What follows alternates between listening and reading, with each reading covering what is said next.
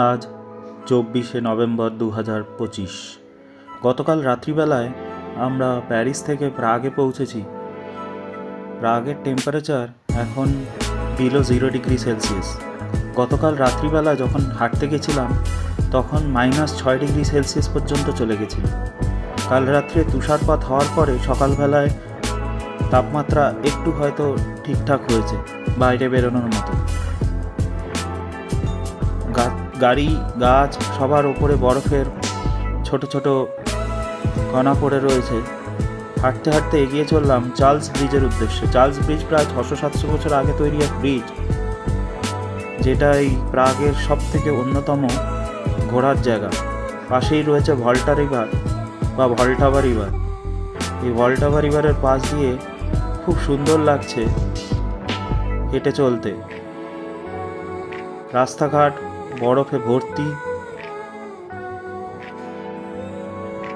যেদিন প্যারিস থেকে বেরিয়েছিলাম তার দুদিন আগে একটু আধটু তুষারপাত হয়েছিল প্যারিসেও, কিন্তু এত সুন্দর তুষারপাত কোনো সমতল এলাকায় এই প্রথম দেখলাম। প্রাগ শহর তার ঐতিহ্যের জন্য বেশ বিখ্যাত, আর সেটা আজকের থেকে নয়, কয়েকশো বছর ধরে। এখন আমরা চার্লস ব্রিজের ওপরে চলে এসেছি। চার্লস ব্রিজের ওপর থেকে দুই সাইডেই দেখতে প্রচণ্ড ভালো লাগে। এক সাইডে রয়েছে দুর্গ বা প্রাগ ক্যাসেল, অন্য সাইডে প্রাগের মেন টাউন আর অ্যাস্ট্রোনমিক্যাল ক্লক। অনেক সোভেনিয়ারের দোকান, বহু লোকে হাতে ছবি এঁকে বেচে। প্রথম দিন চার্লস ব্রিজের ওপর দিয়ে হাঁটতে হাঁটতে আমরা এগিয়ে চলেছি প্রাগের মেন মার্কেটের উদ্দেশ্যে।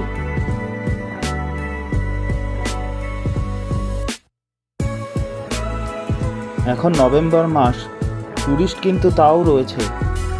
তবে এই সময় প্রাগের বিখ্যাত যে পার্টি ক্রাউড বলা হয়, কারণ পৃথিবীর মধ্যে নাইট লাইফের সব থেকে ভালো শহর হলো প্রাগ, স্পেশালি ইউরোপে। তাই প্রচুর লোক পার্টি করতে আসে এই প্রাগে। কিন্তু এখন সেই ক্রাউড কিন্তু খুব বেশি নেই। তারা মোস্টলি আসে ডিসেম্বরের শেষের দিকে, 1 জানুয়ারি সেলিব্রেট করতে, অথবা গরমকালে। এই ঠান্ডার মধ্যে যারা এসেছে তারা অধিকাংশই প্রাগের সৌন্দর্য এনজয় করতেই এসেছে। আর আমরা খুবই লাকি যে যখন আমরা এসে পৌঁছেছি তখনই স্নোফল শুরু হয়ে গেছে।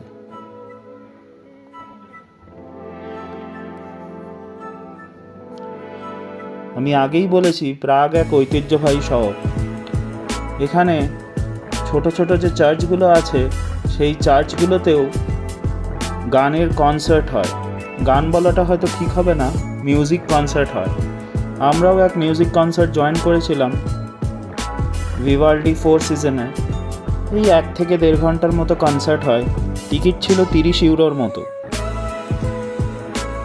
এখানকার কারেন্সি হচ্ছে চেকোস্লোভাকিয়ার ক্রোনা, কিন্তু ইউরো অনেক জায়গাতে অ্যাকসেপ্ট করে।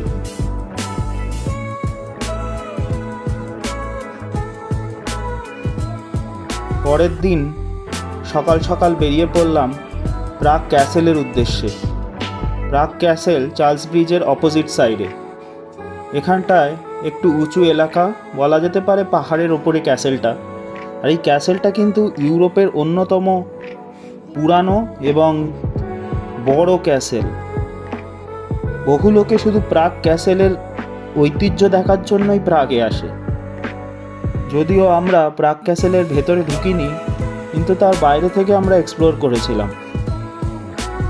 বিশাল বড় এই দুর্গ, আর এই হলো মেন প্রাগ ক্যাসেলের চার্চ বলা যেতে পারে, বা মেন বিল্ডিং।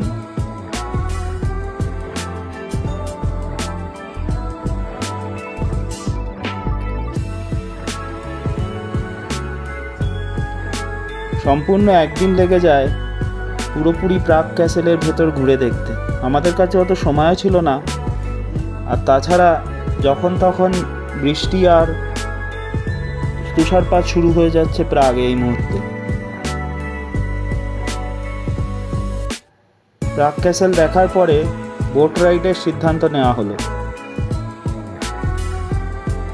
1 থেকে 1.5 ঘন্টার মতো এই বোটে করে প্রাগের পুরানো ইতিহাস শোনায়।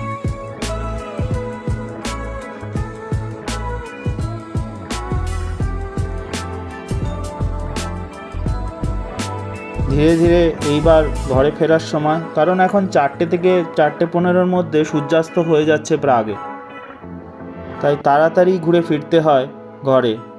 সন্ধেবেলাতে একে তো ঠান্ডা। এই হলো বিখ্যাত কাফকা স্ট্যাচু।